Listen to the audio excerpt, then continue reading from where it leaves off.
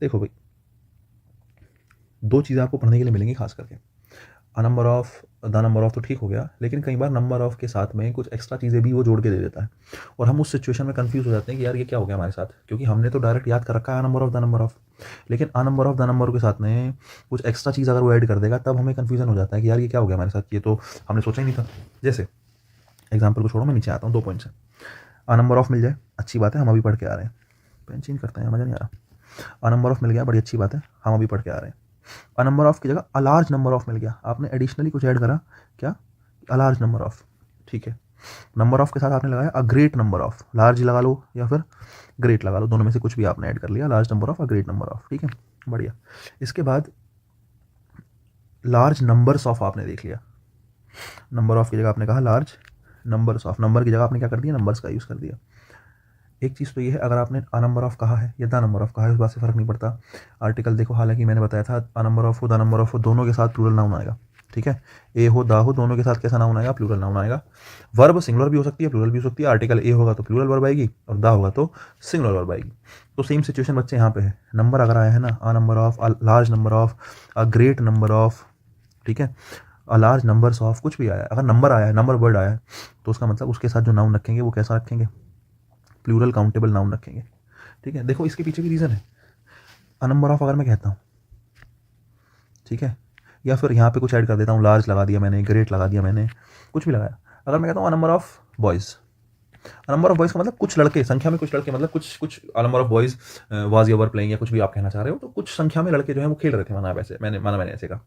तो अ number of boys जो आप कह रहे हो या नंबर ऑफ जो भी आप कहना चाह रहे हो, जब भी आप बॉयज़ की बात कर रहे हो तो नंबर आपने किसी भी एक कह सकते हैं कि सर्टेन नंबर में आपने लड़के देख लिए, बहुत सारे लड़के हैं, तो आप जब भी आप अ नंबर ऑफ कह रहे हो तो ये बात पक्की है, ये बात श्योर है कि जो भी लोगों की बात चल रही होगी वो एक से ज़्यादा होंगे, तभी आपने अ नंबर ऑफ लिखा है।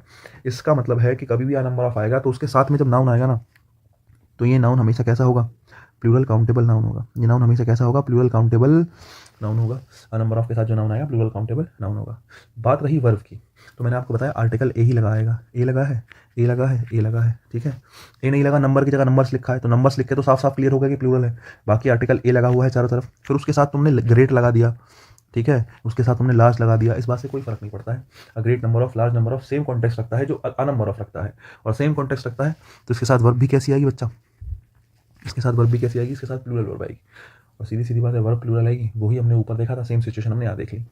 अब आ नंबर ऑफ की आपने बात कर ली, तो उसके बाद हमारे पास एक एग्जांपल और आता है। एक चीज़ और है, अगर आप नंबर का यूज़ कर रहे हो तो एक बात पक्की है कि यहाँ पर जो नाउन आएगा ना, काउंटेबल नाउन होगा। कहने का मतलब है यहाँ से आप ये सीख सकते हो कि नंबर वर्ड का अगर यूज़ हो रहा है, कहीं भी नंबर शब्द का यूज़ हो रहा है, इससे पहले ए आया है, दा आया है, जो भी आपने यूज़ करा है, नंबर मतलब संख्या, कोई भी संख्या, संख्या मतलब काउंटेबल, जिसको गिन सकते हो, तो इसके साथ जब भी आएगा ना प्लूरल काउंटेबल नाउन आएगा। क्या आएगा, प्लूरल काउंटेबल नाउन। वर्ब क्या आएगी वो अलग बात है, लेकिन जब भी नंबर के साथ कुछ यूज़ करोगे तो उसका मतलब नंबर आएगा ही वहां जहां पर काउंटेबल नाउन आ सकता है ना, जिसको गिन सकते हो उसी के साथ तो नंबर वर्ड का यूज़ करोगे। सेम सिचुएशन अगले वाले पॉइंट में है, अ लार्ज अमाउंट ऑफ, अब की बार आपने नंबर ना लिख के क्या लिख दिया, अमाउंट लिख दिया, है ना। अ लार्ज डील ऑफ, है ना, अ गुड डील ऑफ। तो एक चीज़ बता दूं मैं आपको बच्चे, अमाउंट जो होता है ना, अमाउंट का मतलब ही मात्रा से है, समझे, हिंदी में कहें तो मात्रा से। हालांकि कॉन्टेक्स्ट इसका अलग अलग हो सकता है, लेकिन अमाउंट हो गया या डील हो गया, ये जो शब्द है ना हमेशा अनकाउंटेबल को रेफर कर रहे होंगे। किसको रेफर कर रहे होंगे, हमेशा अनकाउंटेबल नाउन को रेफर कर रहे होंगे। हमेशा किसके लिए आए होंगे, अनकाउंटेबल नाउन के लिए। या फिर आप ऐसे लिख लो, एक सेकेंड को, ये हमेशा यूज्ड फॉर अनकाउंटेबल नाउन, हमेशा किसके लिए यूज़ होंगे, अनकाउंटेबल नाउन के लिए। और अगर ये अनकाउंटेबल नाउन के लिए यूज़ हुए हैं तो इन सब के बाद a large amount of, a great amount of हो, अ ग्रेट डील ऑफ हो, अ गुड डील ऑफ हो, इनमें से कोई भी आपको फ्रेज मिलता है तो उसके साथ नाउन जो आएगा ना बच्चे वो अनकाउंटेबल ही होगा। मैंने आपको रीज़न बता दिया, अमाउंट मात्रा हमेशा अनकाउंटेबल के लिए आती है, तो अमाउंट आ जाए, डील आ जाए, तो इसको एक चीज़ आपको ध्यान रखनी है, यहाँ पर अनकाउंटेबल नाउन आएगा। कई बार एग्जामिनर क्या करता है, काउंटेबल नाउन के साथ क्या लगा देगा, अमाउंट लगा देगा। जैसे तो आपने कहा अ ग्रेट अमाउंट ऑफ बॉयज़, तो ये गलत है क्योंकि लड़के तो काउंटेबल है, तो उसके साथ अमाउंट तो आ नहीं सकता। उस सिचुएशन में अ ग्रेट अमाउंट ऑफ बॉयज़ जो आप लिख रहे हो वो गलत है, तो आप कहोगे अ ग्रेट नंबर ऑफ बॉयज़ या अ नंबर ऑफ बॉयज़, ऐसा आप लिख सकते हो, वो ठीक होगा। तो अनकाउंटेबल नाउन, और अगर अनकाउंटेबल नाउन के लिए कोई भी चीज़ आई है तो फिर उसमें डाउट करने की जरूरत नहीं है, उसके साथ कैसी ही वर्ब आएगी, उसके साथ सिंगुलर ही वर्ब आएगी, उसके साथ कुछ अलग नहीं आएगा। ये रही बात, ये दो बातें मैंने आपको सिखाई। अगर ये दो बातें समझ में आ गई तो जरा ध्यान से देखो, a great number of woman is या are at work these days, कह रहे कि बहुत सी महिलाएं हैं, मतलब काफ़ी अच्छी संख्या में देखें तो महिलाएं जो है वो काम पर जाती हैं, काम वाम करती हैं अपना, है ना। अब आप ये कहना चाह रहे हो अ ग्रेट नंबर ऑफ वुमन पहली बात तो वुमेन काउंटेबल है, काउंटेबल है तो नंबर वाले फ्रेज का यूज़ करना ठीक होगा, यहाँ पर अमाउंट या डील का प्रयोग करना गलत होगा, एक बात। दूसरी बात, मैंने आपको बताया कि नंबर से पहले ग्रेट लगा लोगे, है ना, लार्ज लगा लोगे, कोई खास फर्क पड़ेगा नहीं, सेम ही बात है। आपको इस चीज़ को इस तरीके से देखना है कि नंबर से पहले आर्टिकल ए आया है, और जब जब आर्टिकल ए आया होता है अ नंबर ऑफ के साथ हमेशा प्लूरल वर्ब आती है, तो इस नहीं किसका यूज़ करेंगे, आर का यूज़ करेंगे। अभी तो ऊपर बताया था अ नंबर ऑफ के साथ प्लूरल नाउन प्लूरल वर्ब, ठीक है साहब। नेक्स्ट देखो 52, a great amount of money have been spent on this project. कह रहा है कि भाई बहुत अच्छे खासे पैसे, बहुत अच्छी खासी मात्रा में पैसे खर्च हो गए हैं इस प्रोजेक्ट पर। अ ग्रेट डील या अमाउंट ऑफ मनी, आपने कहा बहुत अच्छे क्वांटिटी में पैसे जो है खर्च हो गए हैं, ग्रेट डील या अमाउंट ऑफ मनी। डील लिख लो, अमाउंट लिख लो, वो कोई दिक्कत नहीं है। आपको एक बात समझ में आनी चाहिए कि बच्चे मनी जो होता है ना वो अनकाउंटेबल नाउन होता है। मनी कैसा नाउन होता है, अनकाउंटेबल नाउन। अब तुम कहोगे सर पैसे को तो गिन सकते हैं, आप तो गलत बात कर रहे हो, मेरी जेब में 500 रुपये, मेरे को तो पता है, मैंने तो गिने 100 के 5 नोट है। मैंने कहा यार बढ़िया बात है, 100 के 5 नोट है, तुमने गिन लिए, लेकिन तुमने मनी नहीं गिनी बेटा, तुमने गिने हैं रुपए, तुमने गिने हैं पैसे जो भी तुम्हारे पास हैं, जो तुम्हारे पास रुपए हैं, तुम्हारे पास सिक्के हैं, वो तुमने गिने हैं। दूसरी बात, मैं आपको थोड़ा सा एक्सप्लेन करता हूँ कि मनी अनकाउंटेबल कैसे है ना। देखो वो चीज़ ना, देखो जनरली मैं आपको बताऊँ, मनी के पीछे अनकाउंटेबल होने का एक रीज़न ये है कि एक तरीके का एब्स्ट्रैक्ट कॉन्टेक्स्ट है, मतलब मनी नाम की कोई चीज़ एग्जिस्ट नहीं करती। मैं आपको बताऊँ, अब तुम कह रहे हो ये तो कैसी बात कर दी कि मनी नाम की चीज़ एग्जिस्ट नहीं करती, इसी के तो पीछे हैं हम। देखो मनी एक कॉन्सेप्ट है, जैसे मान लेते हैं एक सुनार है, किसी सुनार के पास आपने गए, आप गए कि भाई तुम्हारे पास पैसा है, तुमने सुनार के जाके बंदूक लगा दी उसके कान के पास कि भाई पैसे निकाल ले, तो सुनार कहेगा भाई मेरे पास पैसे वैसे नहीं है, मेरे पास तो सोना है, ले जाओ। सुनार के पास सोना है। वैसे ही तुम प्रॉपर्टी डीलर के पास गए, उससे कहा कि भाई मुझे पैसे दे दे, उसने कहा भाई मेरे पास पैसे वैसे नहीं है, मेरे पास तो ज़मीन पड़ी है, इतनी सारी ज़मीन है मेरे पास, ये ले लो अगर तुम्हें चाहिए तो, ठीक है। वैसे ही तुम परचून वाली दुकान वाले के पास गए, तुमने उससे कहा भाई सोना निकाल दे जितना तेरे पास है, तो परचून वाले कहेगा यार मेरे पास सोना होना नहीं है भाई, मेरे पास तो कैश पड़ा है, कैश ले लो मेरे से। तो हर एक व्यक्ति के लिए मनी की डेफिनेशन अलग है। क्या एक आदमी जिसके पास हाईवे पे 150 एकड़ ज़मीन है, ठीक है, और उसके पास 1 रुपया नहीं है, जो तुम जिसको मनी तुम मान के चल रहे हो, तुम्हारे हिसाब से मनी मतलब 100-500 के नोट अगर हैं, उसके पास 1 रुपया नहीं है, लेकिन 150 एकड़ ज़मीन है उसके पास हाईवे पे, तो क्या वो गरीब है, या क्या उसके पास पैसे नहीं है, क्या उसके पास मनी नहीं है मनी है, लेकिन किस फॉर्म में है, मनी है किस फॉर्म में, मनी है ज़मीन के रूप में। सुनार के पास है सोने के रूप में, चांदी के रूप में, कि जैसे मैं कहता हूँ कि कोई परचून वाला व्यक्ति है, उसके पास जनरली कैश का काम है, तो उसके पास है कैश के रूप में। तो सबके पास अलग अलग रूप में मनी है। तो मनी एक बेसिकली एब्स्ट्रैक्ट फीलिंग्स है, एक एब्स्ट्रैक्ट थॉट है ना, जिसको तुम टच नहीं कर सकते। मैं तुझसे कहूँ मनी को टच करके दिखाओ तो तुम जमीन को छू रहे हो, नहीं। तो मनी जो है एग्जैक्टली अनकाउंटेबल के तरीके से काम कर सकते हैं। अब तुम जमीन को कैसे काउंट कर लोगे, अगर तुम मनी को काउंटेबल मान के चल भी रहे हो, माना तुम्हारे दिमाग में बात है कि मनी काउंटेबल है, तो जमीन को काउंट थोड़ी कर सकते हो। या मैं तुमसे कहूँ सुनार के पास जाके बोले भाई, सुनार कहेगा मेरे पास 10 तोला सोना है, तो तुम कहोगे भाई इसको काउंट कर दे। सोना काउंट थोड़ी हो सकता है, सोने का तो वजन हो सकता है, सोना काउंट तो होगा नहीं। तो वही चीज़ है, मनी के फॉर्म्स अलग अलग हो सकते हैं, और अलग अलग फॉर्म्स हो सकते हैं, ऐसे फॉर्म्स होंगे जिनको गिन नहीं सकते, है ना। तो ये एक जो है एब्स्ट्रैक्ट फीलिंग्स है, एक एब्स्ट्रैक्ट थॉट है, इसी वजह से मनी को काउंटेबल ना मान के अनकाउंटेबल माना जाता है। अब तुम कहोगे सर मेरी जेब में पैसे हैं, मैंने कहा भाई वो रुपीज़ हैं, और रुपीज़ का रुपीज़ हो सकता है, बिल्कुल सही बात है, गिन सकते हो, तभी तो प्लूरल बन रहा है, रुपी को रुपीज़ कर सकते हो, कोई दिक्कत नहीं है। तो पहली बात तो ये है कि भाई मनी जो है हमारी अनकाउंटेबल नाउन है, और अगर अनकाउंटेबल नाउन है तो मैंने आपको अभी बताया कि अनकाउंटेबल नाउन के साथ अमाउंट का यूज़ ठीक होता है, डील का यूज़ ठीक होता है, नंबर नहीं आएगा। तो इन्होंने डील का यूज़ करा, अमाउंट का यूज़ करा, मैंने कहा यार मनी के साथ लगाया तो तुमने बिल्कुल ठीक है, इसका मतलब तुम जानना चाह रहे हो वर्ब क्या है। फिर से वही बात, आर्टिकल ए आया द आया, उससे कोई फर्क पड़ेगा नहीं खास, क्यों, क्योंकि अगर अनकाउंटेबल नाउन के साथ देखना चाह रहे हो तो अनकाउंटेबल नाउन तो जिसको काउंट नहीं कर सकते तो हमेशा सिंगुलर है, और उसके साथ हमेशा कैसी वर्ब आएगी, सिंगुलर वर्ब आएगी। तो हैव नहीं बच्चे किसका यूज़ करेंगे, हैज़ का यूज़ करेंगे। मुझे लगता है 2 सेंटेंस मैंने बहुत डेप्थ में समझाए हैं, आपको बहुत अच्छे समझ में आए होंगे। समराइज कर देता हूँ, अ नंबर ऑफ के साथ plural noun plural verb, the number of के साथ plural noun singular verb. Number of की जगह वो उसके साथ ऐड करके लार्ज भी दे सकता है, तो हो सकता है उसके साथ क्या ऐड कर दे, लार्ज ऐड कर दे, हो सकता है उसके साथ वो ग्रेट ऐड कर दे, नंबर का नंबर्स ऑफ लिख दे, कोई खास फर्क नहीं पड़ेगा।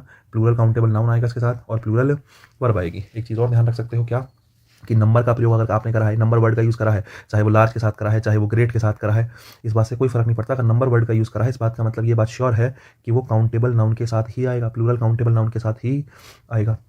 दूसरी बात, अगर आपने अमाउंट वर्ड का यूज़ करा है पूरी इंग्लिश में, मैं केवल यही नहीं कह रहा हूँ, कहीं भी अगर अमाउंट वर्ड का यूज़ हुआ है तो अमाउंट आने का मतलब आप इस बात को सीरियस ले लो, इस बात को बिल्कुल दिमाग में बैठा लो कि अमाउंट आया किसके लिए होगा, अमाउंट अनकाउंटेबल नाउन के लिए आया होगा। अमाउंट कहीं भी किसी भी चीज़ को रेफरेंस देने के लिए आपने अमाउंट वर्ड का यूज़ करा है, मात्रा का यूज़ करा है, वो अनकाउंटेबल नाउन के साथ आया होगा। और अगर अनकाउंटेबल नाउन की कहीं भी बात हो जाए तो सीधी सीधी बात है, अनकाउंटेबल नाउन हमेशा कैसे होते हैं, सिंगुलर होते हैं। अनकाउंटेबल नाउन हमेशा कैसे होते हैं, सिंगुलर होते हैं, वो नाउन जिनको गिन नहीं सकते। फिलहाल के लिए डेफिनेशन ये है, जनरल डेफिनेशन अनकाउंटेबल की जब मैं पढ़ाऊंगा मेन तो बताऊंगा जिसका प्लूरल नहीं बन सकता।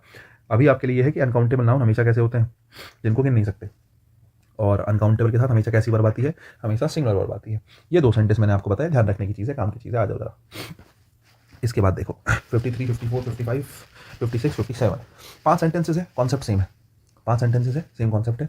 बड़े बढ़िया से पढ़ेंगे, लॉजिक भी दूंगा मैं, और ये मैं बता देता हूँ पढ़ा जाता है पेपर में आपको। हालांकि मैं आपको आपने अगर थोड़ी बहुत इंग्लिश पढ़ी है कहीं ना कहीं, हालांकि लेक्चरर का एग्जाम दे रहे हैं आप सभी, मुझे लगता है बढ़िया मैच्योर होंगे। ये जो 6 सेंटेंसेस है हमारे पास, 5 सेंटेंसेस है हमारे पास, ये 5 सेंटेंसेस देख लो, आइदर और, not only but also, neither nor और, ये इतने कॉमन सेंटेंसेस हैं, अगर आपने किसी भी एग्जाम की प्रिपरेशन करी आपके सामने आए होंगे। और इवन पूरा सब्जेक्ट वाला एग्रीमेंट जो मैं शुरू से लेकर अब तक पढ़ाता आ रहा हूँ, आपको मिला होगा कि हाँ यार इतने कॉमन चीज़ें हैं, कहीं ना कहीं मिली होंगी, तो इंटरेस्ट तो खुद ही डेवलप हो जाता है। देखो मैं एक बात बताता हूँ, जो रूल कहता है, पहले मैं रूल बुक की बात कर लेता हूँ, फिर हम लॉजिक की भी बात करेंगे। रूल बुक कहती है कि आइदर और, हालांकि रूल बुक नाम की कोई चीज़ है नहीं, समझे, इंग्लिश में रूल्स वगैरह कुछ होते नहीं हैं। आइदर और, neither nor, not only but also, either neither nor, not only but also, ठीक है। और ये 4 फ्रेजेस हैं, क्या है ये 4 फ्रेजेस हैं। इन 4 फ्रेजेस में बच्चा यहाँ पे नाउन या प्रोनाउन आएगा, यहाँ पर भी नाउन या प्रोनाउन आएगा, सेम सिचुएशन है, यहाँ नाउन या प्रोनाउन आएगा, यहाँ नाउन या प्रोनाउन आएगा, सेम यहाँ नाउन या प्रोनाउन आएगा, यहाँ नाउन या प्रोनाउन आएगा, सेम यहाँ नाउन या प्रोनाउन आएगा, यहाँ नाउन या प्रोनाउन आएगा। इन सब के आने के बाद इन सब के साथ किसका यूज़ होगा, वर्ब का यूज़ होगा। किसका यूज़ होगा, वर्ब का। किसका यूज़ होगा, वर्ब का, ठीक है। देखो जब भी इसमें वर्ब का यूज़ कर रहे होता है, मैं आपको बता दूं, किताब में लिखा होता है, बहुत जगह आपको ये लिखा मिलेगा कि वर्ब हमेशा पास वाले के हिसाब से आ जाती है ना। कई बार टीचर भी बोल देते हैं कि वर्ब हमेशा किसके हिसाब से आएगी, पास वाले के हिसाब से आ जाएगी साहब, कि पास में ये है इसके हिसाब से वर्ब आ जाएगी। वर्ब हमेशा पास वाले के हिसाब से प्रयोग की जाती है, कि जो भी पास वाला है उसके हिसाब से वर्ब का यूज़ होगा। अब यहाँ पर जो भी आया है ना, अब तुम कहोगे सर थोड़ा एग्जाम्पल देके बताओ। अभी मैं इस बात को आगे बढ़ाऊंगा, इस नियम को आगे बढ़ाऊंगा, इस बात को आगे बढ़ाऊंगा। पहले एक बार एग्जाम्पल देख लेते हैं। 53 देखो, मैंने कहा आइदर यू और I was ever to be selected. बोले या तो तुम या मैं क्या होंगे, सेलेक्ट होंगे। 2 लोग इंटरव्यू देने गए, तो हम वो 2 लोग बैठे हुए बात कर रहे हैं, तो तुम सेलेक्ट होंगे या मैं सेलेक्ट होगा, भाई दोनों में से कोई एक सेलेक्ट होगा। एक चीज़ तो तुमसे पूछ सकता है कि आइदर के साथ किसका पेयर बनेगा, तो आपको पता है आइदर के साथ और आएगा, हमेशा आइदर के साथ और का पेयर बनता है, बड़ी अच्छी बात है। ऐसे ही सेम नॉट ओनली के साथ हमेशा किसका पेयर बनता है, बट ऑल्सो का पेयर बनता है, ठीक है।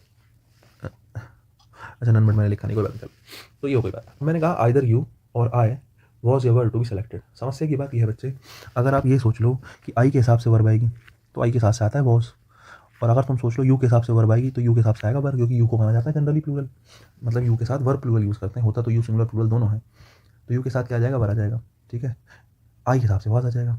नियम ये कहता है, किताब ये कहती है, बहुत जगह लिखा ही होता है कि हमेशा किसके हिसाब से, बाद वाले के हिसाब से प्रयोग कर लेते हैं। आई के हिसाब से वॉज, आई के हिसाब से किसका यूज़ कर लेते हैं, वॉज का यूज़ कर लेते हैं, कि भाई आई आ गया, पास में लिखा है आई के हिसाब से वॉज लगा लो। देखो ये बात ठीक है, लेकिन पार्शियली, कंप्लीट ठीक नहीं है। नियम जो है, ये लॉजिक जो है वो किस बेस पे बनाया गया था, लॉजिक जो है वो इस बेस पे बनाया गया था अच्छा, क्योंकि हमारे पास ना, हम ये कहते हैं कि हमारे पास कोई लॉजिक नहीं है। जैसे मैं कहता हूँ आइदर राम और हिज फ्रेंड्स, इज ये are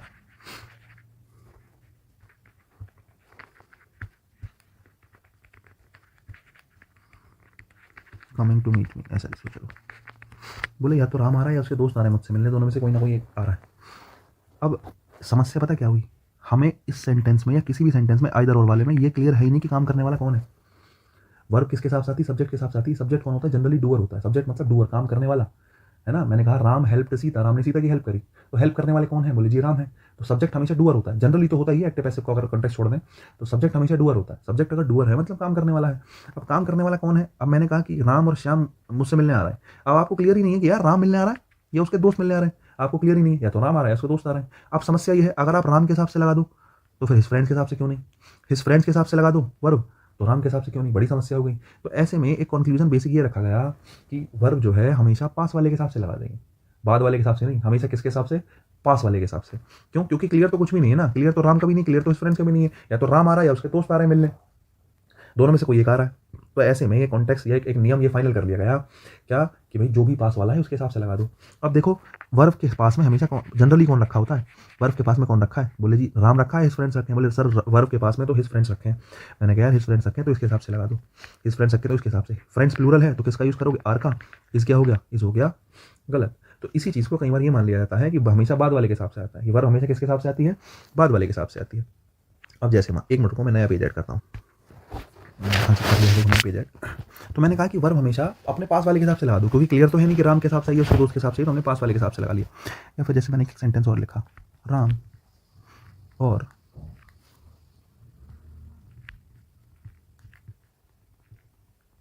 his friends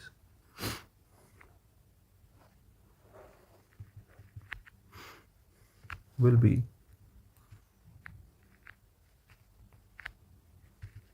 organizing the party। मैंने कहा राम और उसके दोस्त, राम या फिर उसके दोस्त ऑर्गेनाइज कर रहे होंगे पार्टी को। अब लेकिन एक दिक्कत है, बिल तो सबके साथ आ जाएगा। एक काम करते हैं, are going to organise the party, ऐसा कर लो, एक ही बात है। राम और his friends are going to organise the party, are या इज। अब देखो वही बात है, अगर मैंने और लगाया, वहाँ तो आइदर और था कि भाई आइदर आया और आया, मैंने यहाँ और लगाया। अब तुम देखो उसको भी छोड़ दो, ये तो और ईजी हो जाएगा। राम या उसके दोस्त ऑर्गेनाइज करेंगे पार्टी को।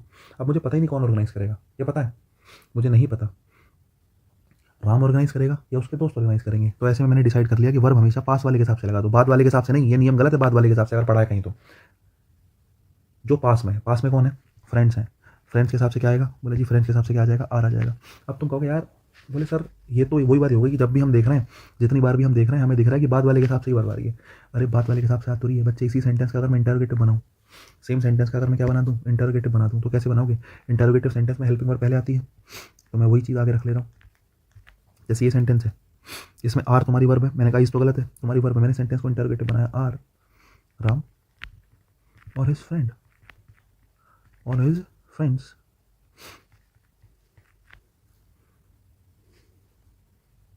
Going to organise the party. मैंने ये पूछ लिया आपसे, यस और नो टाइप सेंटेंस है। सब्जेक्ट से पहले, सब्जेक्ट ये हमारा, सब्जेक्ट से पहले क्या आ गई, हेल्पिंग वर्ब आ गई। सब्जेक्ट से पहले हेल्पिंग वर्ब आ गई, इसका मतलब सेंटेंस कैसा है, इंटरोगेटिव है। अब यही सेंटेंस का मैंने इंटरोगेटिव बना दिया, ध्यान से देखना। अब की बार पास में कौन है, पास में हिज फ्रेंड्स है, राम है, पास में है बच्चे राम, इसी का मैंने क्या बनाया है, इंटरोगेटिव। ठीक है, तो पास में कौन है, राम है। अगर पास में राम है तो भाई राम के हिसाब से आर तो नहीं आना चाहिए, राम के हिसाब से आना चाहिए इज, राम के हिसाब से क्या आना चाहिए, राम के हिसाब से तो इज आना चाहिए। और अगर राम के हिसाब से इज आना चाहिए तो फिर अंडरस्टूड सी बात है, ज़रा देखना, सेम सेंटेंस में यहाँ वर्ब क्या आई है, आर आई है, और सेम सेंटेंस में यहाँ वर्ब क्या आई है, इज आई है। तो इस चीज़ का तुम्हें ध्यान रखना है।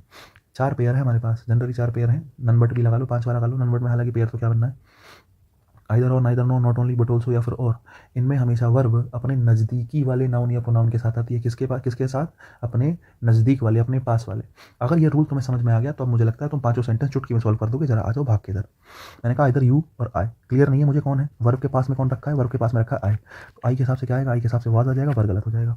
नेक्स्ट देखो, not only the children but also their father, जो खाली देयर फादर लिख रखा है। अब देखो एक काम करो, ये क्यों मान लें हम कि बच्चे एक से ज़्यादा हैं, मतलब बच्चे तो एक से ज़्यादा चिल्ड्रन हैं, मगर हम ये ना माने कि अलग अलग फादर के बच्चे हैं, क्योंकि फिर आपको ये लगेगा कि देयर प्लूरल नाउन है तो उसके साथ फादर का फादर्स क्यों नहीं हुआ, बड़ी समस्या है, सेंटेंस में गड़बड़ हुई है। एक काम करते हैं, हालांकि सिचुएशन बैठ सकती है, पता है, बच्चे अलग अलग हो सकते हैं, उनके फादर अलग हो सकते हैं, लेकिन थोड़ा कॉम्प्लिकेट ना करके सिंपल रखते हैं। Not only children but also,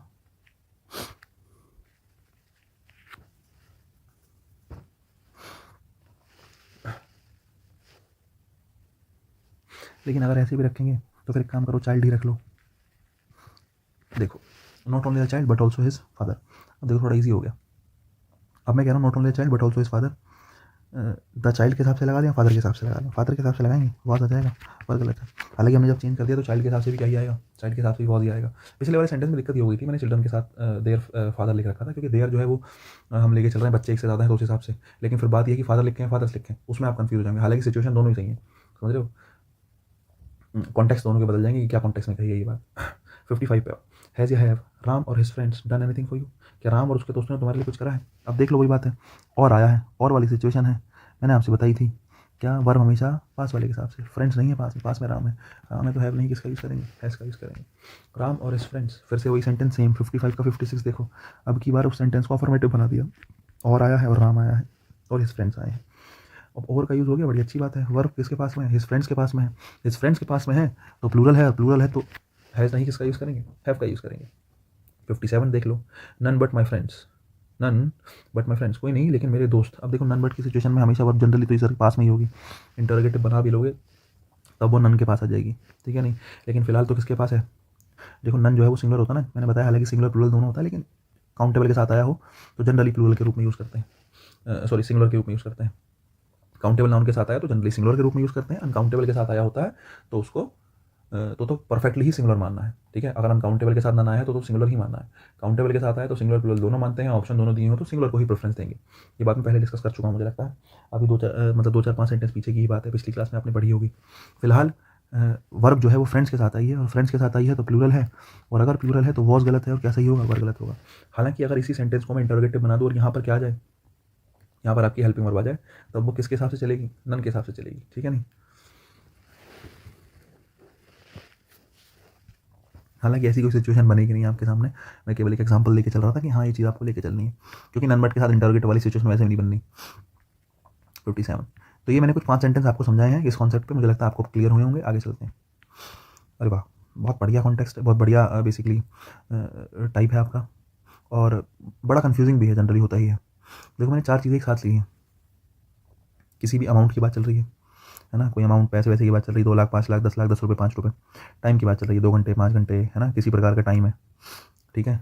2 घंटे 5 घंटे तो चलो ठीक है, लेकिन टाइम भी कई प्रकार के होते हैं ना, किस किस किस कॉन्टेक्स्ट में यूज़ हुआ है टाइम का, टाइम्स मतलब कितनी बार के लिए टाइम का यूज़ हुआ है, समय के लिए टाइम का यूज़ हुआ है, इस बारे में हम बात करेंगे, है ना। या फिर किसी डिस्टेंस की बात हुई है, 2 किलोमीटर 5 किलोमीटर, इकट्ठी बात हुई है, अलग अलग बात हुई है। वेट वजन की बात हुई है, कितना वजन, 2 किलो 5 किलो 10 किलो। अमाउंट की बात हो, टाइम की बात हो, डिस्टेंस की बात हो, वेट की बात हो, अगर इन चारों की बात करूँ मैं, चारों को मैं लेके चलूँ, अमाउंट डिस्टेंस वेट और टाइम, इन चारों को दोनों तरीके से यूज़ कर सकते हैं। सिंगुलर भी माना जा सकता है, प्लूरल भी माना जा सकता है। ये डिपेंड करेगा कि भाई आप क्या सोच रहे हो, इसको किस कॉन्टेक्स्ट में यूज़ करा गया है तो दोनों ही सही, सिंगुलर भी सही है, प्लूरल भी सही है। लेकिन कब कब, अगर इन सभी को, अमाउंट टाइम डिस्टेंस वेट को एज अ यूनिटी आप देखते हो, है ना, ऐसा यूनिटी आप देख रहे हो कि भाई ये सब इकट्ठा काम कर रहा है, एक साथ चल रहा है। वजन, मैंने कहा भाई मैं वेट उठा सकता हूँ 50 किलो, बोलेगा भाई बड़ी अच्छी बात है। कोई कहेगा मैं भी उठा सकता हूँ, एक आदमी ने कहा बोले मैं 500 किलो उठा सकता हूँ, लेकिन अलग अलग करके। तो डिपेंड करता है कैसे उठाया जा रहा है ना। जैसे मैंने कहा बोले भाई आज मैंने डिस्टेंस ट्रेवल करी 300 किलोमीटर, तो कोई पूछे कैसे, तो वो कहेगा भाई 50 300 किलोमीटर, बोले सारी की सारी गाड़ी से तय करी, तो पूरी की पूरी डिस्टेंस यूनिटी दिखा रही है, एक साथ इकट्ठी तय हुई है, उसको सिंगुलर मान सकते हो। लेकिन मैंने कहा मैंने 300 किलोमीटर तय करी है, 50 किलोमीटर कार से, बाकी के 250 किलोमीटर प्लेन से, तो डिस्टेंस को आपने अलग अलग बांट दिया, समझ रहे हो। तो वही चीज़ को आपने इंडिविजुअल तरीके से ले लिया, अलग अलग बांट दिया। ऐसी अमाउंट की बात है, मैंने कहा भाई मेरे पास तो 200 रुपये थे और मैंने आज गरीबों में बांट दी। बोले यार बड़ी अच्छी बात है, गरीबों में बांटे, बोले किसको दिए, एक गरीब को दी, सबको दी। बोले यार एक ही गरीब मिला था, मैंने उसको 200 रुपये दे दिए। वो जो आपने 200 रुपये दिए वो इकट्ठे दिए केवल एक बंदे को, है ना, तो वो यूनिटी को दिखा रहा है, और यूनिटी को दिखा रहा है तो उसको सिंगुलर माना जाएगा। और अगर उसको सिंगुलर माना जाएगा तो उसके साथ वर्ब भी सिंगुलर आएगी। वही मैं आपसे कहा, आपने कहा कि यार मेरे पास 200 रुपये थे, अच्छा क्या, बोले यार मैंने छुट्टे कराए, उसके खुले कराए, और मैंने उसको अलग अलग लोगों में बांट दिया। बहुत सारे गरीब मुझे मिले, मंदिर के बाहर बैठे थे, मैंने सबको बांट दिए भाई। बोले यार बड़ा बढ़िया काम करा भाई आपने तो। लेकिन अब की बार जो आपने 200 रुपये बांटे वो टुकड़ों में बांटे, और अगर टुकड़ों में बांटे तो वो यूनिटी नहीं दिखा रहे हैं, वो डिवाइड हो गए हैं या इंडिविजुअल्स के रूप में यूज़ हो रहे हैं, अलग अलग यूज़ हो रहे हैं, 1 बाय 1 करके आपने अलग अलग बांटे हैं 200 रुपये के टुकड़े करके। उसको क्या माना जाएगा, उसको प्लूरल माना जाएगा, ठीक है। ऐसे ही वजन की बात है, ये सब चीज़ें, चारों चीज़ें, amount time distance weight, example मेरे आपके सामने है, अभी मैं बता ही दूंगा। अमाउंट टाइम डिस्टेंस वेट, ये चारों चीज़ें अगर आप लेके चलें तो यूनिटी और इंडिविजुअल्स की आप बात करें, यूनिटी में सिंगुलर, इंडिविजुअल्स में प्लूरल, ये 2 चीज़ें आपको ध्यान रखनी है। एग्जाम्पल देख लो जरा, मैं आपके सामने 58 और 59 को लेकर चलता हूँ। फिलहाल 58 और 59 अमाउंट को लेकर एग्जाम्पल है, समझ रहे हो। अगर 58 59 की बात करूँ तो 58 59 किसको लेके है, अमाउंट को लेकर एग्जाम्पल है कि भाई अमाउंट 5 लाख रुपीज़ इज़ यार a big some for me. मैंने कहा भाई मेरे लिए 5 लाख रुपये बड़ी रकम है। अब 5 लाख रुपये कैसे, मैंने कहा मेरे लिए 5 लाख रुपये बड़ी रकम है, कैसे कैसे बड़ी रकम है। या तो मैं ऐसे कह दूँ कि भाई मैं रोज़ 5 5 रुपये करके जोड़ूंगा, एक दिन 5 लाख रुपये जोड़ दूंगा अलग अलग टुकड़ों में, या फिर इकट्ठे 5 लाख। सोच के देखो क्या बात चल रही होगी, 5 5 रुपये करके 5 लाख जोड़ने, सब जोड़ देंगे, आप भी जोड़ देंगे, मैं भी जोड़ दूंगा, कोई और भी जोड़ लेगा, कोई भी जोड़ सकता है। लेकिन मैंने कहा इकट्ठे 5 लाख रुपये। यहाँ पर सोच के देखो, ये जो 5 लाख रुपीज़ की बात चल रही है, ये 5 लाख रुपीज़ कैसे होंगे, इंडिविजुअल होंगे, ये यूनिटी, मतलब टुकड़ों में बात चल रही है, इकट्ठी बात चल रही है, इकट्ठी बात चल रही है, तभी तो मुश्किल है। बड़ा सा मेरे लिए क्यों है 5 लाख रुपये, क्योंकि इकट्ठों की बात चल रही है। और अगर इकट्ठों की बात चल रही है तो ये 5 लाख रुपये, ये वाले जो 5 लाख हैं किसको दिखा रहे हैं, यूनिटी को, और यूनिटी को दिखा रहे हैं तो सिंगुलर है। और अगर सिंगुलर है तो क्या आएगा, इस आएगा, आर नहीं आएगा। 59 देख लो, 5 लाख रुपीज़ हैज़ है been distributed among the poor, गरीबों में बांट दी 5 लाख रुपये। अब तुम सोच के देखो, पहली बात तो द पुअर लिखने का मतलब ये समझ लेना, ये प्लूरल नाउन है, द पुअर कैसा नाउन है, प्लूरल नाउन है। अब तुम कहोगे सर लिखा द पुअर है और प्लूरल बता रहे हो, सुनो ध्यान से, द पुअर कैसा नाउन है, प्लूरल नाउन है। बात बता देता हूँ कैसे। बात ये है, कभी भी कोई एडजेक्टिव है ना जो ह्यूमन क्वालिटी को बता रहा होता है, ऐसा एडजेक्टिव जो किसको बता रहा होता है, ह्यूमन क्वालिटी से रिलेटेड है, जो ह्यूमन से रिलेटेड कोई क्वालिटी है उसकी बात, जैसे गरीब की क्वालिटी होगी, भैया गरीब जो है वो ह्यूमन के लिए वर्ड यूज़ हो रहा है, एडजेक्टिव ऐसा है जो ह्यूमन के लिए यूज़ हो रहा है ना, ह्यूमन रिलेटेड एडजेक्टिव जो है जो ह्यूमन के लिए यूज़ हो सकते हैं, ऐसा कोई एडजेक्टिव है। और अगर उससे पहले हमने किसका यूज़ कर दिया, अगर उस एडजेक्टिव से पहले किसका यूज़ कर दिया, द का यूज़ कर दिया, तो द प्लस एडजेक्टिव मिलकर प्लूरल नाउन बना देते हैं, समझ रहे हो। और ये प्लूरल नाउन पूरे के पूरे ग्रुप को दिखाता है, पूरे के पूरे ग्रुप को। जैसे मैंने कहा द पुअर, द पुअर का मतलब जितने के पूरा गरीबों का पूरा ग्रुप, जितने भी गरीब हैं सबकी बात चल रही है। जैसे मैंने आपसे कहा द काइंड, द काइंड मतलब वो सभी लोग जो दयालु हैं, वो सभी लोग जो दयालु हैं। मैंने कहा द ऑनेस्ट, द ऑनेस्ट का मतलब ऐसे सारे लोग जो ईमानदार हैं। ऐसे यहाँ पे इन्होंने द पुअर लिखा है, तो एक बात तुम्हारे दिमाग में क्लियर हो कि द पुअर मतलब प्लूरल नाउन, मतलब बहुत सारे गरीबों में बांटे हैं, 5 लाख रुपए बांट दिए बहुत सारे गरीबों में, और बहुत सारे गरीबों में बांटे तो इकट्ठे तो दिए नहीं, और इकट्ठे नहीं दिए हैं तो ये वाले जो 5 लाख रुपीज़ का हमने लिखा है 59 वाले, ये 59 वाले यूनिटी नहीं किसको दिखा रहे हैं, इंडिविजुअल्स को दिखा रहे हैं। और अगर ये इंडिविजुअल्स को दिखा रहे हैं तो इसके साथ क्या नहीं आएगा, हैज़ नहीं आएगा, किसका यूज़ करेंगे, हैव का यूज़ करेंगे, ठीक है। यूनिटी को नहीं दिखा रहे हैं, इंडिविजुअल्स को दिखा रहे हैं, सॉरी, यूनिटी को दिखा के इंडिविजुअल्स को दिखा रहे हैं, और इंडिविजुअल्स को दिखा रहे हैं तो सिंगुलर न मानकर कैसा माने, प्लूरल माने, हैज़ की जगह हैव आएगा। सेंटेंस नंबर 60 जरा देखा जाए एक बार। 5 किलोमीटर्स इज या are not a long distance to travel on foot. मैंने कहा 5 किलोमीटर एक इतनी बड़ी डिस्टेंस नहीं है जो पैरों से तय नहीं करी जा सकती, पैदल चल सकते हो 5 किलोमीटर। तो मुझे एक बात बताओ सोच समझ के, ये जो 5 किलोमीटर की बात चल रही है, ये जो 5 किलोमीटर है ये यूनिटी को दिखा रहे होंगे या इंडिविजुअल्स को, मतलब टुकड़ों की बात चल रही है या इकट्ठी बात चल रही है। अगर आपने कहा है ऑन फुट मतलब पैदल चलने की बात चल रही है, 5 के 5 किलोमीटर पैदल चले गए हैं, यूनिटी को दिखा रहे हैं, और अगर यूनिटी को दिखा रहे हैं तो सिंगुलर है, क्या आएगा, इज आएगा। अगर मैं कहता 5 किलोमीटर जो है मैंने आज 5 किलोमीटर तय करे, 2 किलोमीटर साइकिल से, 3 किलोमीटर पैदल, डिवाइड हो गया, बट गया और बट गया, तो फिर इसके साथ प्लूरल बर्बादी। सेंटेंस का कॉन्टेक्स्ट समझो कि क्या कहना चाह रहा है, उस हिसाब से जज करो। The student of the school is या आर वेरी लेबोरियस। बोले बोले इस स्कूल के जो स्टूडेंट्स हैं वो बड़े मेहनती हैं। अच्छा साहब, I have some things which is या are useful for this project. अच्छा ठीक है, ये दोनों कॉन्टेक्स्ट दोनों सेंटेंस जो है ऊपर वाले कॉन्टेक्स्ट से अलग हैं।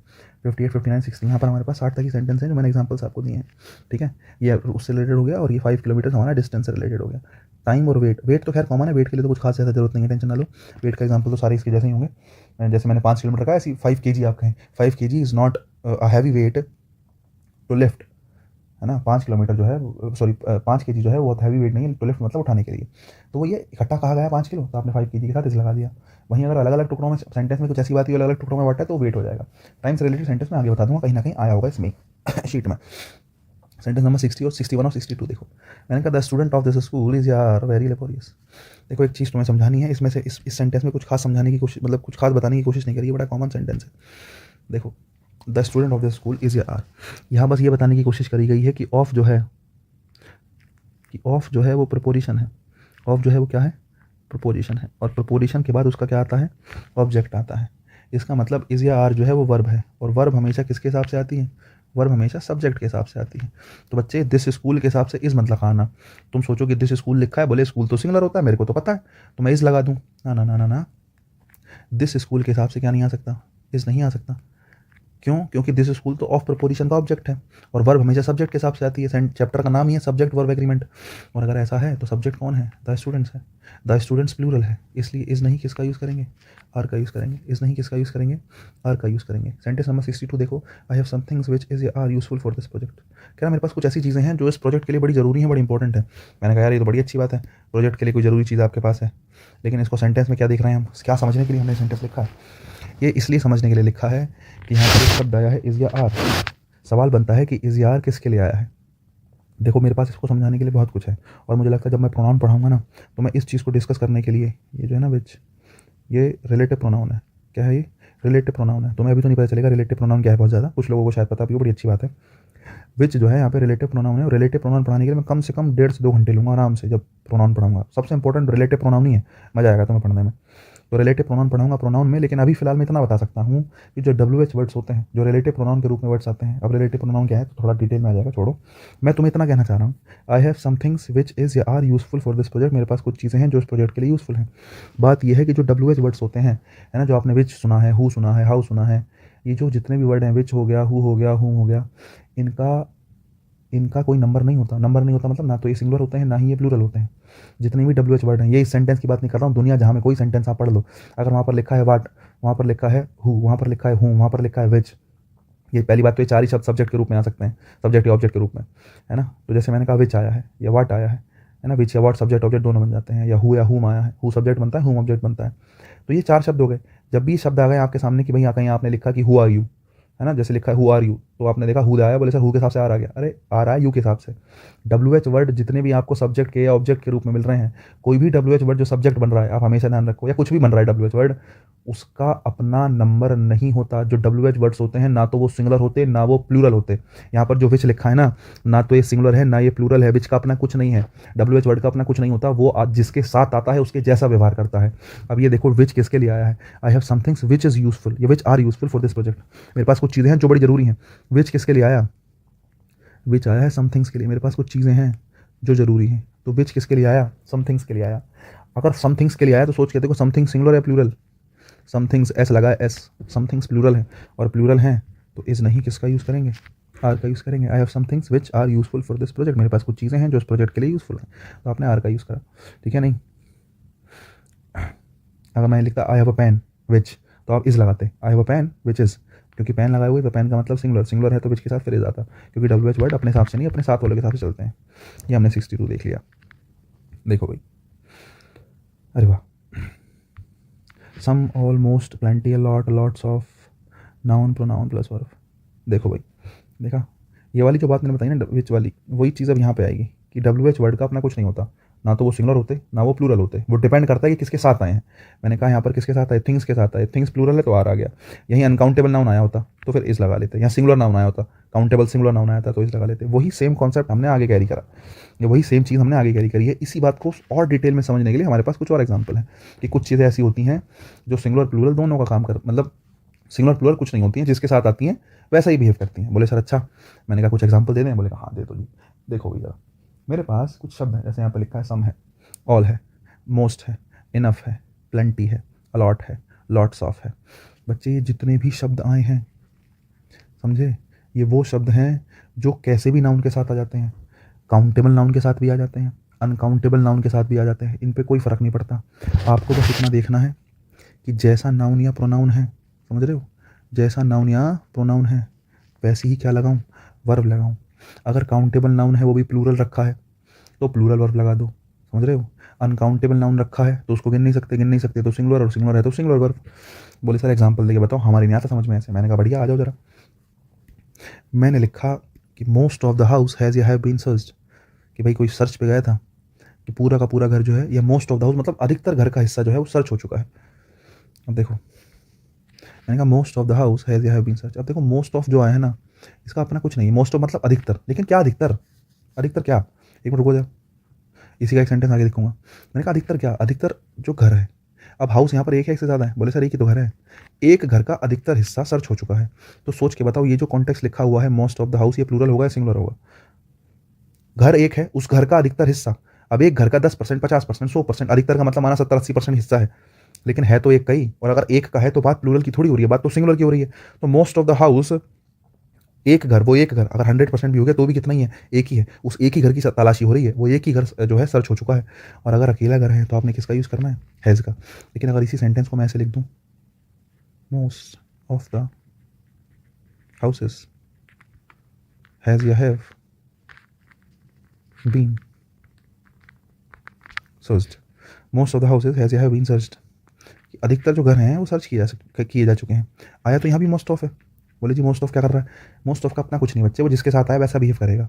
मोस्ट ऑफ द हाउसेज मतलब अब की बार जो सर्च हो रहे थे वो एक से ज़्यादा घर सर्च हो रहे थे। बोले माना 50 घर सर्च करने, मोस्ट ऑफ द हाउसेज का मतलब समझ रहे हो कितने भी, माना मैं कह रहा हूँ 100 घर सर्च करने थे, बोले जी 90 हो गए, तो ये 90 मोस्ट ऑफ ही तो है। मोस्ट ऑफ द हाउसेज बहुत सारे घर सर्च करने थे, उसमें से अधिकतर घर हो गए हैं, 2 4 5 नहीं होंगे वो अलग बात है।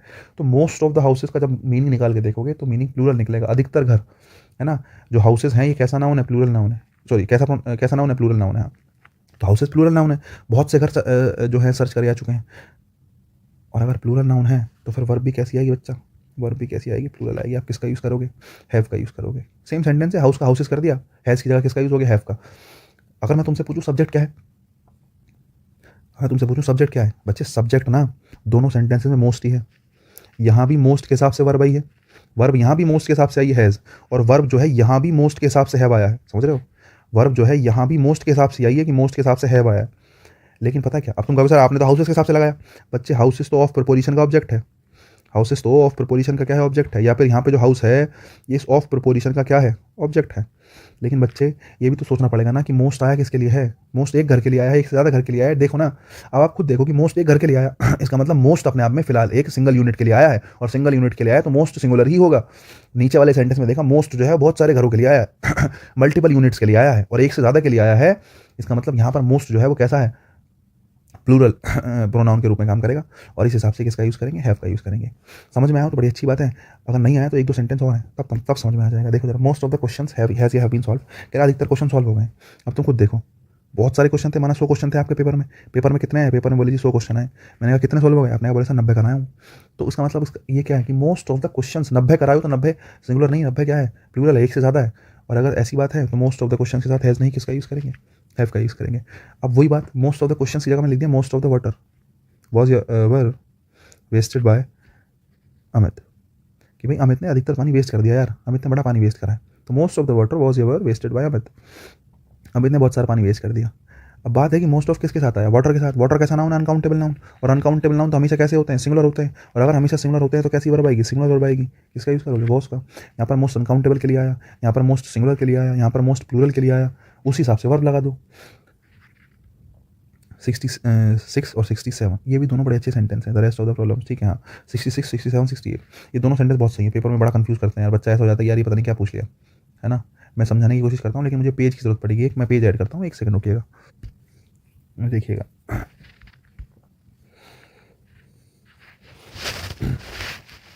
सिक्सटी सेवन को समझाने से पहले मैं दो सेंटेंस और भी देता हूँ तुम्हें। वन थर्ड ऑफ द, अरे नीचे दे रखे हैं यार, समझ आ गया। देखो भाई, ओह पूछो भाई, देखो भाई ध्यान से सुनना। 66 तो आसान हो गया, अब लास्ट वाले दो मुश्किल है। मैंने कहा 2/3 of the milk was ever use to make sweets, कि 2/3 ऑफ द मिल्क का 2/3 हिस्सा यूज़ करा गया है स्वीट्स बनाने के लिए। अब देखो यहाँ पर 2/3 है, क्या है यहाँ 2/3 है। बात ये बनती है कि आंसर मिल्क के हिसाब से नहीं आया, कभी तुम सोच रहे हो मिल्क बताएगा कि हाँ उसको सिंगुलर माने या प्लूरल माने। ऑफ प्रपोजिशन, उसका ऑब्जेक्ट है मिल्क, प्रपोजिशन का ऑब्जेक्ट क्या है, प्रपोजिशन का ऑब्जेक्ट मिल्क है, तो ये प्रपोजिशन ऑफ है, उसका ऑब्जेक्ट मिल्क हो गया। बड़ी बढ़िया बात है यार। 2/3 of the milk was ever use to make sweets, बढ़िया। अब 2/3 जो आप कह रहे हो इसको सिंगुलर माने या प्लूरल माने, बात ये है। देखो एक चीज़ हमेशा ध्यान रखना, अगर 1 आया है ना, 1/4 आ गया, 1/3 आ गया, अगर 1 लिख रहे हो तो यहाँ पर सिंगुलर लिखोगे, 1/3, 1/4, है ना, 1/5 कुछ भी लिख रहे हो। जब ये 1 लिखा गया ना 1, तो 1 लिखे जाने का मतलब है कि बच्चे ये सिंगुलर है, ये कैसा है, ये सिंगुलर है। अगर मैं आपसे कह रहा हूँ 2/3, 1 की जगह मैंने क्या लिख दिया 2/3, 2/3 ऑफ द मिल्क। अगर आपने 1/3 की जगह 2/3 कर दिया, है ना, तो पहले 2/3 हो जाएगा। अब इसको तुम प्लूरल मान सकते हो, सोच के देखो, 1/3 तो सिंगुलर ही है, लेकिन 2/3 ऑफ द मिल्क या 2/3 ऑफ द पिलर, जो भी आप कह रहे हो, नीचे सेंटेंस है, ये सिंगुलर भी हो सकता है, ये प्लूरल भी हो सकता है, ये सिंगुलर भी हो सकता है, ये प्लूरल भी हो सकता है, डिपेंड करता है किसके साथ। अब देखो अगर 2/3 किसके साथ आया, अनकाउंटेबल नाउन के साथ आ गया, तो सीधी सीधी बात है यार, सिंगुलर वर्ब आएगी अनकाउंटेबल नाउन के साथ। कोई मतलब कुछ है इसका ऐसा कि हम कह दें कि भाई अनकाउंटेबल नाउन है, तो ये तो सोचने की बात ही नहीं है। जैसे मैंने एग्जांपल लिखा 2/3 ऑफ द मिल्क, कि 2/3 हिस्सा मिल्क का। अब दूध की बात कर रहे हो, अगर दूध पूरा अनकाउंटेबल है तो उसका 2/3 हिस्सा भी तो अनकाउंटेबल ही होगा। सोच के देखो, मैंने कहा 100% मिल्क अनकाउंटेबल है, मिल्क को काउंट नहीं कर सकते भाई, है ना, तो मिल्क को काउंट नहीं कर सकते, तो सीधी सीधी बात है उसका 2/3 पार्ट भी तो अनकाउंटेबल होगा। और अगर 2/3 पार्ट भी अनकाउंटेबल होगा तो 2/3 अगर अनकाउंटेबल नाउन के साथ आएगा तो सीधी सीधी बात है सिंगुलर वर्ब आएगी। और अगर सिंगुलर वर्ब आएगी तो किसका यूज़ करोगे, यूज़ करोगे वॉज का। वर क्या होगा, वर होगा गलत। एक तो रही ये बात। अब इसके बाद जरा आगे देखो, 1/3 of the pillar, 2/3 of the pillars. देखो भी,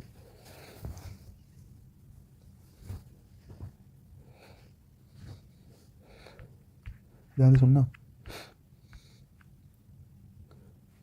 1/3 ऑफ द पिलर, पिलर एक लिखा है एक से ज़्यादा लिखा है, ये बताओ, सोच के देखो। 1/3 of the pillar have been completed, कोई पिलर बना रहा है, तुम्हारे घर में पिलर बनना है। मैंने पूछा, कोई मिस्त्री काम कर रहा है, मैंने पूछा कि भाई बताओ कितना पिलर बन गया। उसने कहा कि साहब 1/3 बन गया है, 1/3 बन गया है। मैंने कहा अच्छा 1/3 बन गया, बोले हाँ। मैंने कहा यार बढ़िया।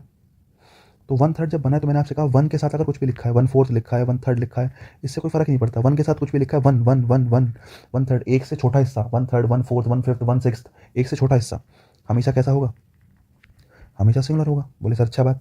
मैंने कहा 1/3 ऑफ द पिलर, एक पिलर और उस एक पिलर का वो भी 1/3 हिस्सा, मतलब ये तो एक से कम ही हुआ। और अगर एक से कम ही हुआ इस बात का मतलब सीधी सीधी बात है कि सिंगुलर मानेंगे, हैज़ मानेंगे, हैव क्या होगा, गलत होगा।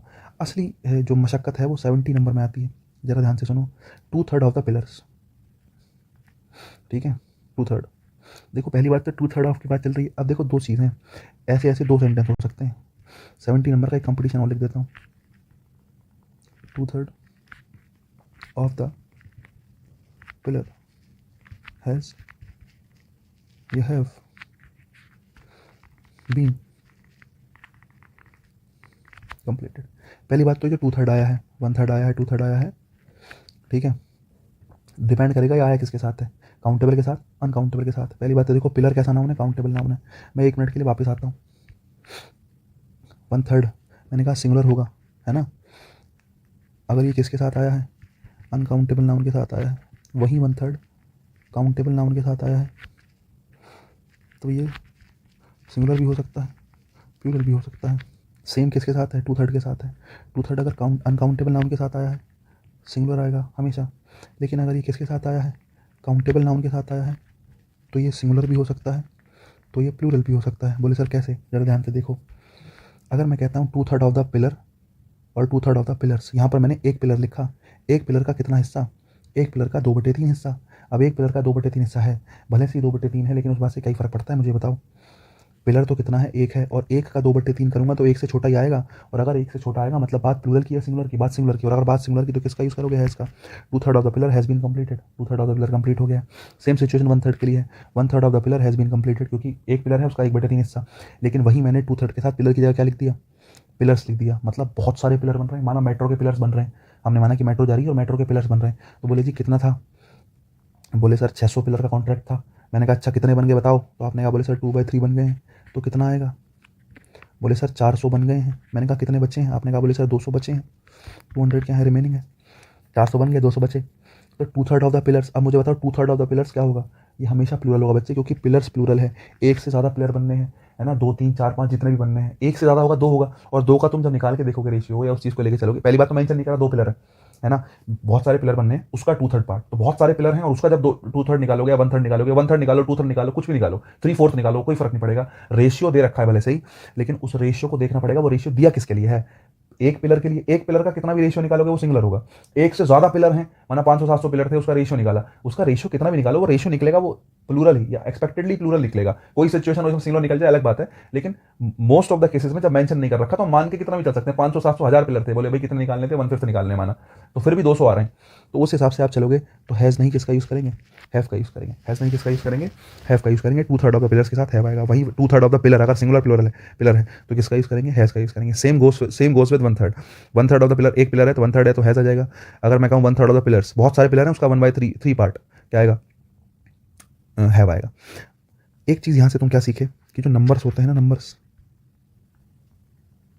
है ना, नंबर्स की बात कर लूँ या फिर रेशियो की बात कर लूँ, है ना, नंबर्स या रेशियो का अपना कुछ नहीं होता।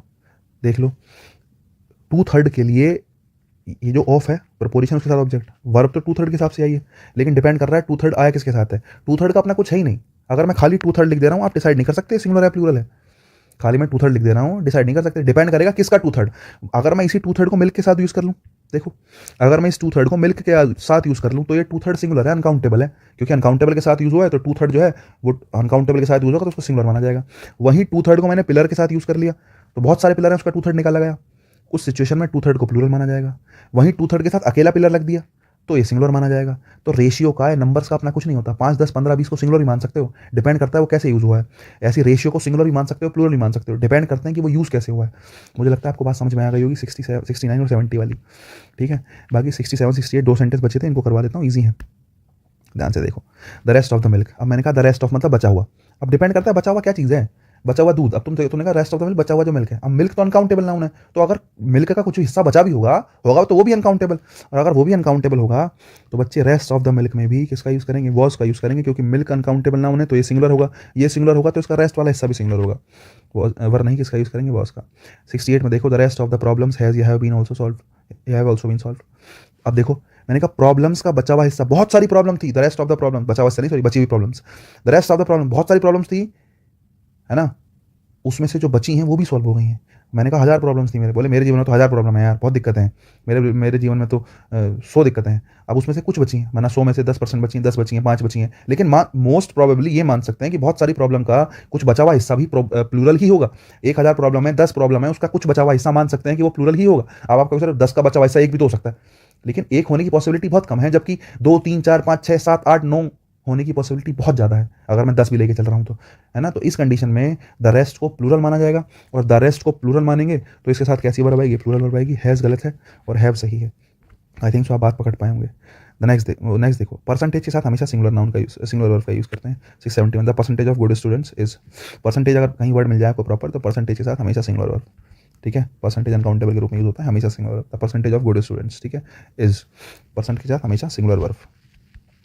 नेक्स्ट देखो 72 73, more than one, more plus noun plus than one, बड़ा इंपॉर्टेंट है यार, बड़ी काम की चीज़ है, बहुत ज़्यादा कंफ्यूज होने की, बहुत ज़्यादा सोचने की जरूरत नहीं है। ये कुछ ऐसा पॉइंट है जो आपको ध्यान रखना पड़ेगा, एक दो बार सेंटेंस में देखोगे तो समझ में आ जाएगा, ठीक है। हालांकि रीज़न भी है, लेकिन मैं समझाने की कोशिश करूँगा, पता नहीं तुम पकड़ोगे कि नहीं। मोर than one student was your absent, मैंने कहा एक से ज़्यादा बच्चे एब्सेंट थे भाई, बोले अच्छा। अब देखो क्या हो सकता है, मैंने कहा मोर देन वन के बाद नाउन आया है, कुछ भी नाउन आया है, उसके साथ जो आएगी वर्ब कैसी आएगी, सिंगुलर वर्ब आएगी। देखो मैं बताता हूँ, मोर देन वन के साथ नाउन जो आता है वो सिंगुलर आता है ना, क्योंकि तुमने वन के साथ लिखा है। तुमने किसके साथ लिखा है, वन के साथ। अब देखो मैंने कहा वन के साथ क्या लिखूंगा, मैंने कहा वन कप या वन कप्स, है ना, वन बॉय या वन बॉयज़, सोच के देखो, है ना, वन गर्ल या वन गर्ल्स, वन के साथ जो भी लिखूंगा सिंगुलर ही लिखूंगा ना यार। तो मोर देन वन, अब वन के साथ जो लिखोगे, वन के साथ जो नाउन आएगा वो सिंगुलर ही आएगा। मोर देन वन स्टूडेंट, ठीक है, मोर देन वन स्टूडेंट। अब देखो यहाँ पे सिंगुलर नाउन आएगा, और अगर यहाँ पे सिंगुलर नाउन आया तो वन स्टूडेंट के हिसाब से वर्ब भी कैसी आएगी, सिंगुलर वर्ब आएगी। तो आपने वॉज लगा दिया, वर्ब गलत हो गया। यहाँ पर मोर का काम नहीं है, काम किसका है, काम है वन स्टूडेंट का। लेकिन इस फ्रेज को याद रखना, कभी मोर के हिसाब से लगा दो गलत हो जाए ना। मोर than one, more plus noun then one, दोनों को ध्यान रखना पड़ेगा, स्पेसिफिकली पूछे जाता है पेपर में बहुत ज़्यादा। 73, more students than one was your absent, मैंने कहा more students than one was your absent. देखो भाई, अब की बात, देन वन तुमने लास्ट में लिखा, यहाँ पर नाउन तुमने रखा मोर के बाद, नाउन किसके बाद रखा, नाउन रखा मोर के बाद। मोर मतलब बहुत सारे, तो मैं क्या लिखूंगा, मोर बॉय या मोर बॉयज़, सोच के देखो, मोर गर्ल या मोर गर्ल्स, बहुत सारा, बहुत सारे, बहुत सारा लड़का है, बहुत सारे लड़के, बहुत सारे लड़के, बहुत सारे। तो मोर है तो मोर के बाद सीधी सीधी बात है कि प्लूरल नाउन आएगा। तो ये मोर देन, मोर के बाद जो नाउन आ रहा था ये वाला noun generally plural noun, uncountable noun हुआ तो, समझ रहे हो, हालांकि होगा नहीं जब मोर आया तो, ठीक है नहीं, हालांकि मोर अनकाउंटेबल के साथ आ जाता है, मोर शुगर के साथ, लेकिन इस पर मतलब बहुत कम देखने के लिए मिलता है। मोर शुगर मैंने लिख दिया, जैसे माना अनकाउंटेबल के साथ भी आता है, कभी ना सोचो ना नहीं आता है, लेकिन जैसे मैंने कहा मोर आया तो प्लूरल नाउन आएगा जनरली, क्योंकि मैंने प्लूरल लिखा है तो मैं काउंटेबल की बात कर रहा हूँ फिलहाल। मोर के साथ प्लूरल नाउन लिख दोगे, वन आ गया तो वन के साथ सिंगुलर नाउन लिख दोगे, ठीक है। लेकिन जैसा नाउन वैसी वर्ब, वन स्टूडेंट के हिसाब से बाद आ जाएगा, मोर स्टूडेंट्स, मोर के साथ आपने स्टूडेंट्स लिखा, प्लूरल नाउन लिखा, और प्लूरल नाउन लिखा तो वर्ब भी कैसी आएगी, प्लूरल आएगी। वॉज नहीं, किसका यूज़ करेंगे, वर्ब का। मोर नाउन प्लस देन वन, तो उसके साथ कैसी वर्ब, उसके साथ प्लूरल वर्ब का यूज़ किया जाता है।